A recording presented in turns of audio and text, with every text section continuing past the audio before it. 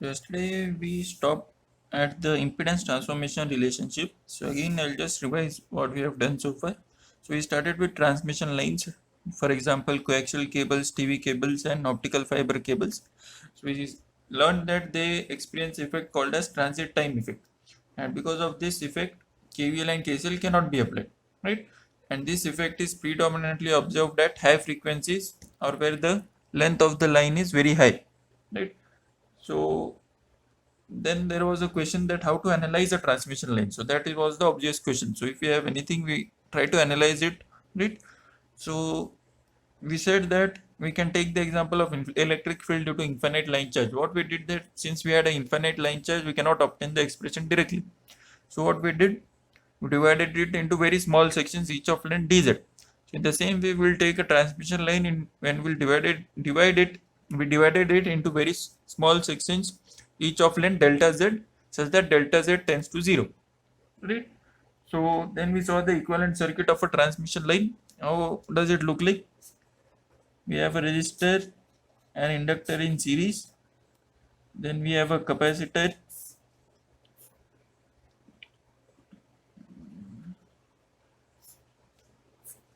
and we have a conductance, right? So this is C, this is L, this is R. So again I have incorporated this R and L here, right? Then we said this is V of Z, and since this is delta Z, this has to be V of Z plus delta Z. Then we said this is I of Z. So then we applied KVL to the outermost loop. So after applying KVL to the outermost loop, we got dV by dz equal to minus of R plus j omega L into I. Similarly, we got for I, di by dz equal to minus of g plus j omega c into V.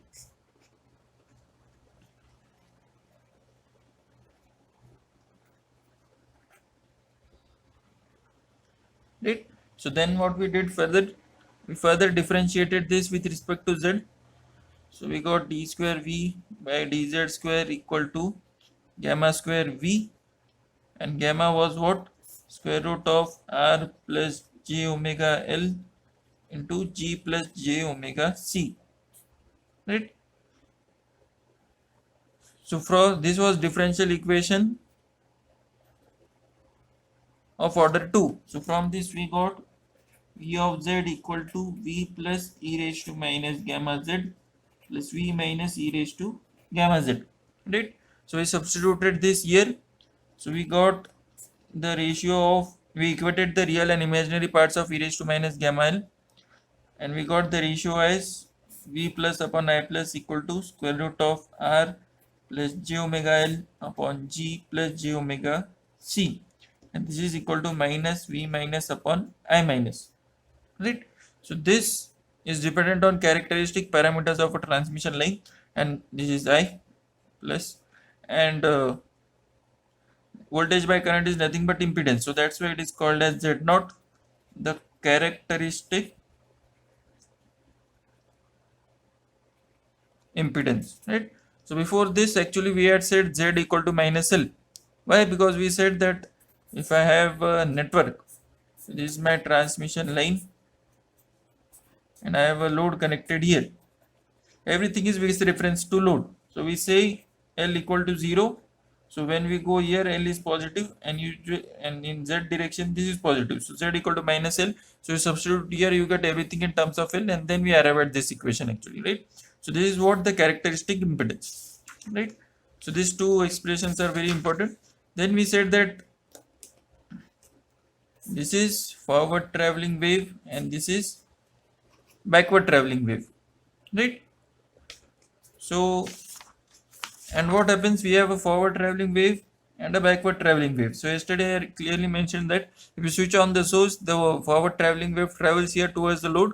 So some part of it may get absorbed, but some part is remaining, right? So it has to travel back to the source, and this damages the source. So this is very bad, right? So how to quantify this? So for that what we use? Gamma, reflection coefficient, which is given as backward traveling wave upon forward traveling wave. So we saw that it is dependent on L. So it is V minus upon V plus e raised to minus 2 gamma L, right? So then we said at length 0 it is denoted by gamma suffix L. So it becomes gamma L e raised to minus 2 gamma L. Right? Then what we did was we found out Z of L from impedance transformation relationship. So it was Z naught into ZL cos of beta L plus J Z naught sin of beta L upon Z naught cos of beta L plus J ZL sin of beta L. So this is what impedance transformation relationship, right? So obviously the unit is ohms. So what we understand from this equation, right? So if your length is changing, what will happen? Your impedance will change, right? So again I have this our famous network for the module, a voltage source connected to a load through a transmission line. So this is my load, this is my generator voltage or source voltage, right? And this is my transmission line. So if I move along the length of the transmission line, what will happen? This Z of L will change. So what we have proved inadvertently that impedance at any point on the transmission line changes, right? So that is the underlying meaning of this equation, right? But what happens if you take a DC source, for example? What will say these 2 points are same, even if this is shorted. What will say the voltage at each and every point is same. But the moment you go to high frequencies, or if this is a AC source and this length is very high in hundreds of kilometers, what you will say that the impedance at every point changes, right? So this is a very important effect, right? And so this analysis is also very important, right? So this is what we have done so far. So let's proceed further.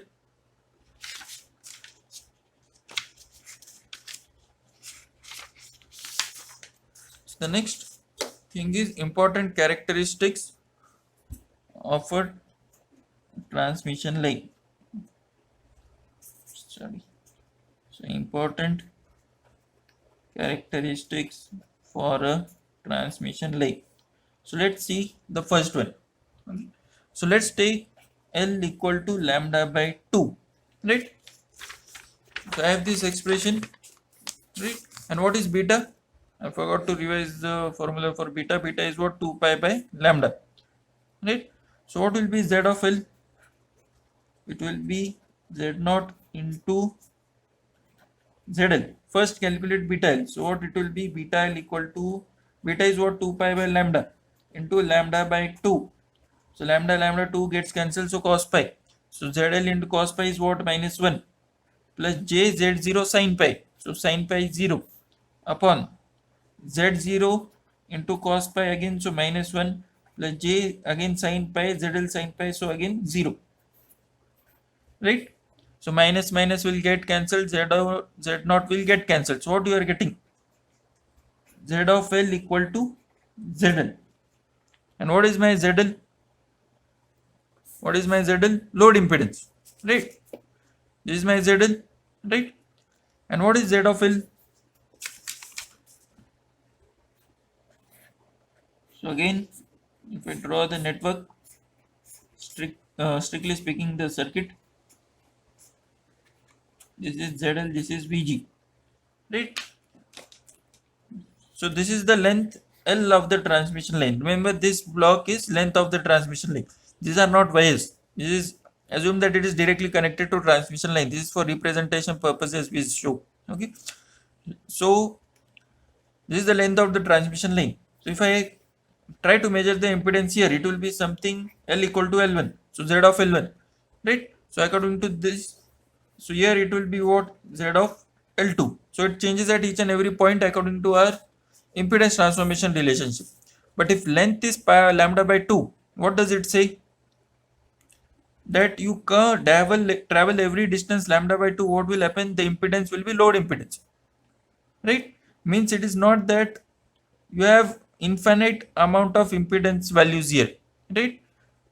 Means what I mean to say is, if I have this load impedance ZL, okay, I have a transmission line, and it is connected to source here, so I am not showing that. Okay, so if this length is equal to, let's say I have come a distance lambda by 2, so I have further travel a distance of lambda by 2, so here it is lambda.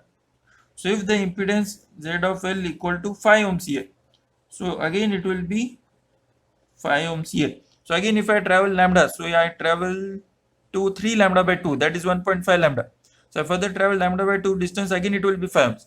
Means what happens, this set of impedances is repeating itself, right? So we don't have infinite impedances, even though the impedance changes at each and every point on the transmission link, right? So from this what we understand, that impedance repeats itself every lambda by 2. Okay, so let's see what happens if L equal to lambda by 4. Okay, so again Z of L equal to, so what will be beta L again? So beta L will be 2 pi by lambda into lambda by 4. So lambda gets cancelled, so pi by 2. So cos pi by 2 is 0 now, right? So Z naught into ZL into 0 plus J Z0 sin pi by 2 is 1 upon Z naught into cos pi by 2 is again 0 plus J ZL sin pi by 2 is 1. So J will get cancelled. So Z0 square by ZL. So therefore Z of L equal to Z0 square by ZL. Right? So what is the meaning of this expression? We'll see when we take these points further to Smith chart. Okay, so that time what I'll explain. So it basically means normalized impedance repeats every lambda by 4. So now what is normalized impedance? Obviously you don't know, so that I will tell you while explaining Smith chart. So I'll come back here. Okay. So next case is, if I say ZL equal to 0, means no load impedance is connected. Means what? It is a short circuit. So it is what? A short circuit. So what will be Z of L? Okay. So again take our famous expression for the day. So ZL is 0, right? So what will happen? This will go away and this will go away, right? So J Z0 will go away. So sin by cos, so tan. So J Z0 tan beta. So it is J Z0 tan of beta, right? So what does it indicate? That it is, the impedance will be purely imaginary if it is a short circuit, right? So next, let's say the impedance is infinity open circuit. So what will be Z of L? So Z of L is infinity, so we can't use this. So take Z of L common. Okay. So what it will be, J Z0 by ZL. यहाँ पे infinity आएगा, right? So again you will have to take common here also, so as to cancel it, right? Because you will have to divide by ZL to make balance it, right? So this will be Z0 by ZL and this will be 1, right? So this part will cancel, this part will cancel, right? So okay, I'll solve it. So Z0 into, it will become,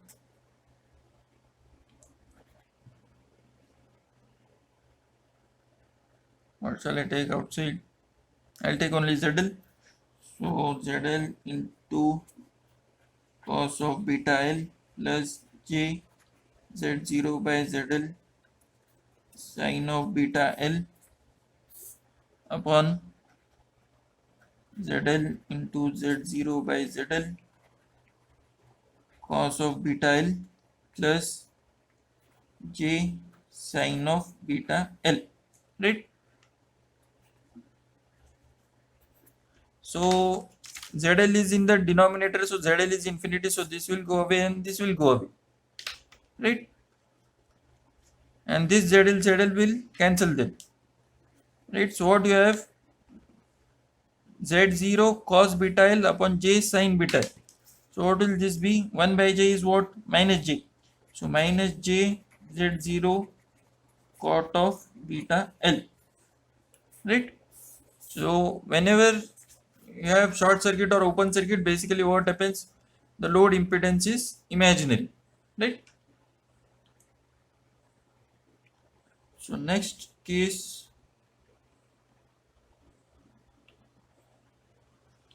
let's say ZL equal to Z naught.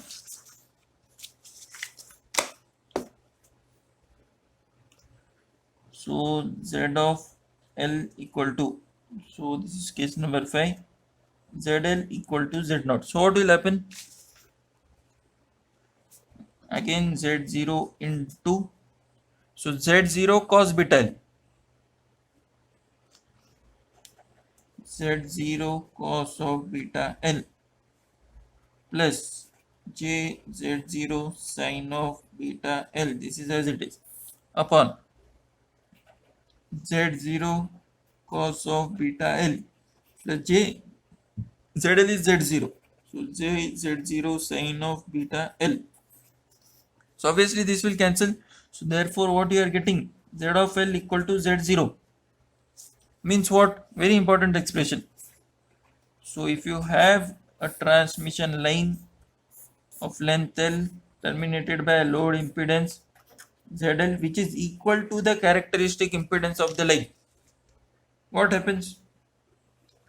At each and every point of the transmission line, so far what we are seeing, the impedance changes, right? But in this case, if ZL equal to Z0, what happens, that each and every point on the transmission line, the characteristic impedance is what? Z0, right? So if you terminate the load impedance by the characteristic impedance of the transmission line itself, what happens? At each and every point on the transmission line, the impedance is same, which is equal to Z0, right? So this is very important. So if you, what is gamma L expression? Gamma of L I'll take in generalized way. So we saw yesterday that it is Z of L minus Z0 upon Z of L plus Z0, right? So what is Z of L here? Z0, right? So if ZL equal to Z0, we are getting Z of L equal to Z0. So this will obviously get cancelled. So this will be what? 0. So if reflection coefficient is 0, means what? Nothing is getting reflected.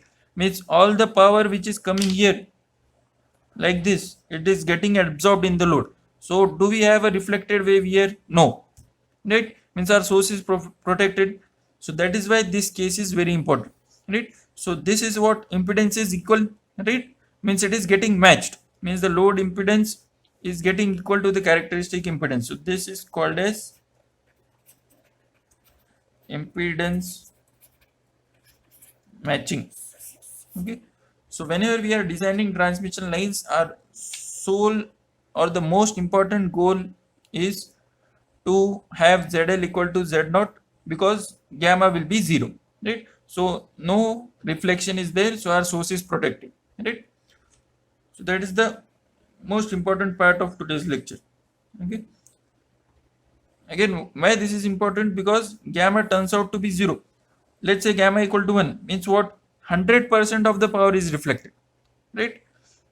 Means load में कुछ power जा रहा ही नहीं है, सब power वापस जा रहा है सोर्स के पास, okay? But if gamma is 0.5, what will happen? 50% of the power is absorbed by the load and 50% is again given back. Means if you are getting 10 watts, 5% is only taken by the load, right? For example, if the load requires 10 watts to operate, then how much you will have to give? 20 watts, right? Because 10 watts will be reflected back again, so there is a loss of 10 watts. So efficiency is only 50%, right? So this is what about gamma. So we saw 5 important cases. First is what? If L equal to lambda by 2, impedance repeats itself, right? Then L equal to lambda by 4, normalized impedance inverts itself. So this is what this is, we'll see in the Smith charts lecture. Then we said Z of L equal, ZL load impedance is 0, that is short circuit. So J Z0 tan beta L, if it is open circuit, that is ZL is infinity minus J Z0 cot beta L.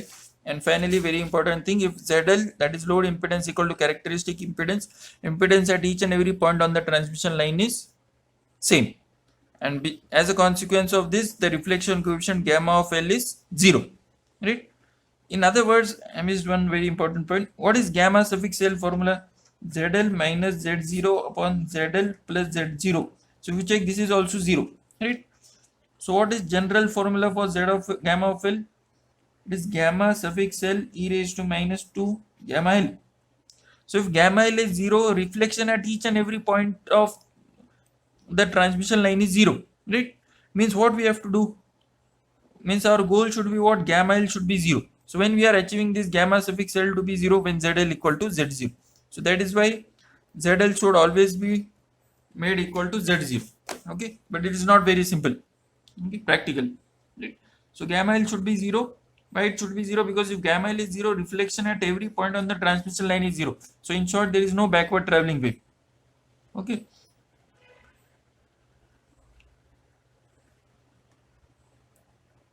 So next you have various definitions, okay? So first so usually for ETRX they ask a 10 marks question, define the following terms. First is characteristic impedance Z0, okay?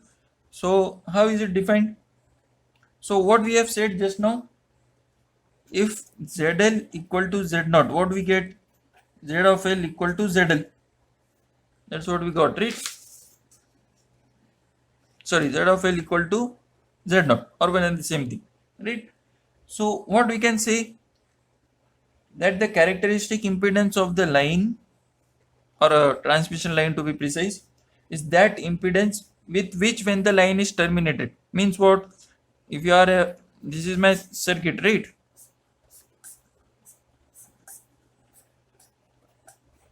This is ZL.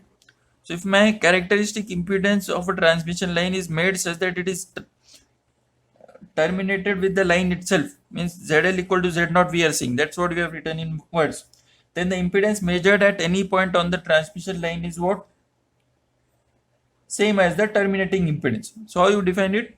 The characteristic impedance of a line is that impedance with which when the line is terminated, the impedance measured at any point on the line is same as the terminating impedance, okay?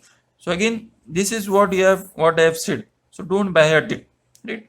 Then what you always do is, you can always write the expression for characteristic impedance. So it is square root of R plus j omega L upon G plus j omega C, okay? So first definition. Next they asked input impedance. So what is input impedance? So input impedance is the impedance measured at any arbitrary distance from the load impedance. So if I have, this is my L equal to 0.